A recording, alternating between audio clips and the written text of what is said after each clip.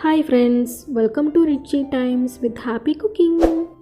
நாம் இன்றைக்கி ஒரு சூப்பரான ஜூஸியான ஸ்வீட் ரெசிபி தான் பார்க்க போகிறோம். இந்த ஸ்வீட் ரெசிபி செய்கிறதுக்கு நமக்கு 3 பொருள் மட்டுமே போதும். பால், சர்க்கரை, ரவை. இதை நம்ம இப்போ எப்படி செய்யணுங்கிறத பார்க்கலாம். முதல்ல இந்த ஸ்வீட் ரெசிபிக்கு சர்க்கரை பாகு ரெடி பண்ணிடலாம். அதுக்கு ஒரு பேனில் 1 கப் சர்க்கரை சேர்த்துக்கலாம். இந்த சர்க்கரை கரையிறதுக்கு அதே 1 கப்பில் தண்ணி சேர்த்து இதை நல்லா கரைச்சி எடுத்துக்கலாம். இது கூடவே 2 ஏலக்காய் நல்ல மணத்துக்காக சேர்த்துக்கலாம். ஏலக்காய் இல்லைன்னா ஏலக்காய் பொடி கூட சேர்த்துக்கோங்க. இந்த சர்க்கரை மட்டும் நல்லா கரைஞ்சாலே போதும். ஒரு கம்பி பதம் அதெல்லாம் எதுவுமே தேவையில்லை. இதுக்கு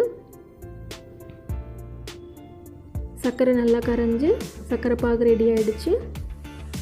அடுத்து ஒரு பேனில் 1 டேபிள் ஸ்பூன் நெய் ஊற்றிக்கலாம். நெய் உருகுனதுக்கப்புறம் இதில் நான் இந்த கப் அளவுக்கு தான் ரவை எடுத்திருக்கேன். இந்த 1 கப் ரவையை சேர்த்துக்கலாம். அதாவது எந்த கிளாஸில் நம்ம சர்க்கரை எடுத்தோமோ அதே கிளாஸ் அளவுக்கு ரவையும் எடுத்து இந்த நெய்யில் நல்லா வறுத்துக்கலாம்.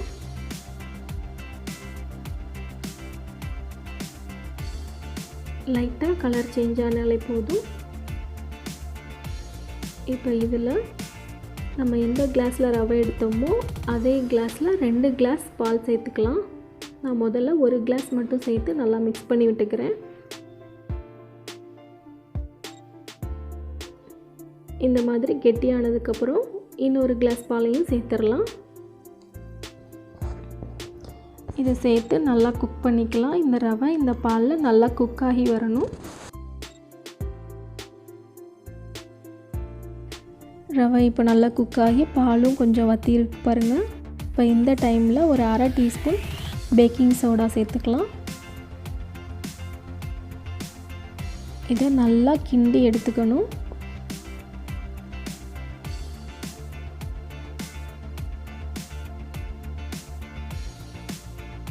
கட்டி எதுவும் வராமல் பார்த்து கிண்டி எடுத்துக்கணும்.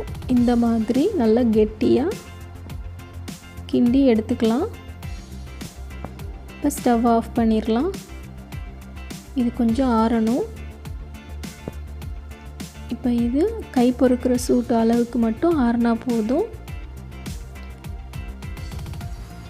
இதிலிருந்து ஒரு சின்ன உருண்டையை மட்டும் நம்ம இந்த மாதிரி கையிலேயே உருட்டி எடுத்துக்கலாம். இந்த மாதிரி லைட்டாக உருட்டி ப்ரெஸ் பண்ணி விட்டால் மட்டும் போதும். இதில் உங்களுக்கு ஏதாவது டிசைன் வேணும்னா கூட நீங்கள் பண்ணிக்கலாம். நான் சின்னதாக டூத் பிக் வச்சு டிசைன் பண்ணிக்கிறேன்.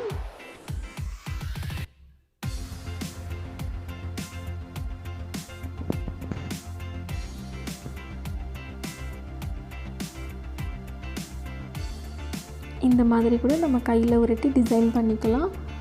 இல்லை இது கஷ்டமாக இருந்தது ரொம்ப ஈஸியாக பண்ணணுன்னா இது எல்லாத்தையும் நம்ம சப்பாத்தி கல்லில் வச்சு லைட்டாக தேய்ச்சிக்கலாம்.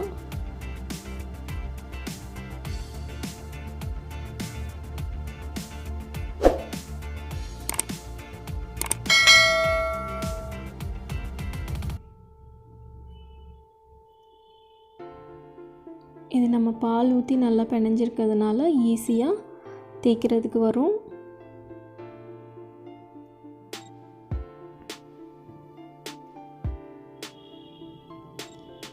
இதில் இந்த மாதிரி உங்கள்கிட்ட சின்னதாக ஏதாவது ரவுண்ட் இருந்தால் அதை வச்சு இந்த மாதிரி கட் பண்ணி எடுத்துக்கலாம். ரவுண்ட் வேணாம் ஸ்கொயர் ஷேப்பாக நினச்சிங்கன்னா கத்தி வச்சு நல்லா கீறி விட்டு ஸ்கொயர் ஷேப்பாக ட்ரையாங்கிள் ஷேப்பாக அந்த மாதிரி கூட நம்ம எடுத்துக்கலாம்.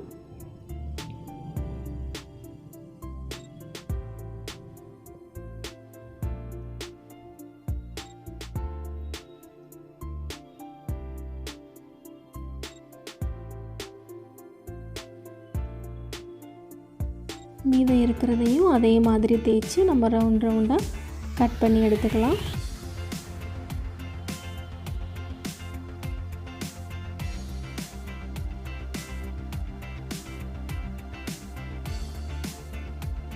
இப்போ நம்ம எல்லாத்தையும் எண்ணெயில் போட்டு பொரித்து எடுக்கணும். கடாயில் பொரிக்கிறதுக்கு தேவையான அளவு எண்ணெய் ஊற்றிக்கலாம். இப்போ நம்ம எல்லாமே ரவுண்ட் சைஸ் பண்ணி வச்சாச்சு. இது எல்லாத்தையும் பொரித்து எடுத்துடலாம். நம்ம பேக்கிங் சோடா போட்டிருக்கிறதுனால இது எண்ணெயில் போடவும் நல்லா புசு புசுன்னு வரும்.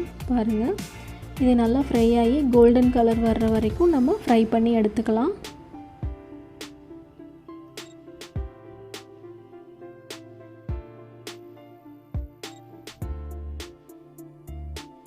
இப்போ எல்லாமே நல்லா ஃப்ரை ஆகிடுச்சு, நம்ம வெளியே எடுத்துடலாம்.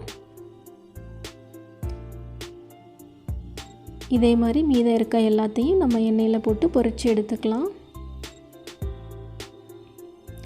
நம்ம டிசைன் பண்ணது கூட பாருங்கள், எண்ணெயில் பொரித்து அப்படியே வந்திருக்கு. இப்போ பொரித்த எல்லாத்தையும் நம்ம ரெடி பண்ணி வச்சுருக்க சர்க்கரை பாகில் போட்டுடலாம். இது ஒரு 5 நிமிஷம் ஊறினாலே போகும், நல்லா ஜூஸியாக வரும் இந்த ஸ்வீட்டு.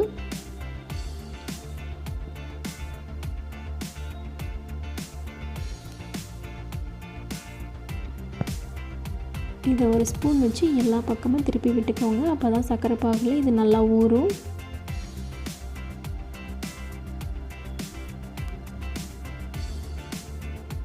இப்போ இது 5 நிமிஷம் நல்லா ஊறட்டும். 5 நிமிஷம் கழித்து பார்த்தாலே தெரியும், இது நல்லா சர்க்கரை பாகில் நல்லா ஊறி வந்திருக்கு. பாருங்கள் எவ்வளோ ஜூஸியாக சூப்பராக வந்திருக்கு பாருங்கள். வாயில் போட்டதும் அப்படியே கரைஞ்சி உள்ளே போயிடும். நீங்களும் இதை உங்கள் வீட்டில் ட்ரை பண்ணி பாருங்கள். உங்களுக்கு இந்த வீடியோ பிடிச்சிருந்தா நம்ம சேனலை மறக்காமல் சப்ஸ்கிரைப் பண்ணுங்கள், பெல் ஐக்கானையும் கிளிக் பண்ணிக்கோங்க. தேங்க்யூ.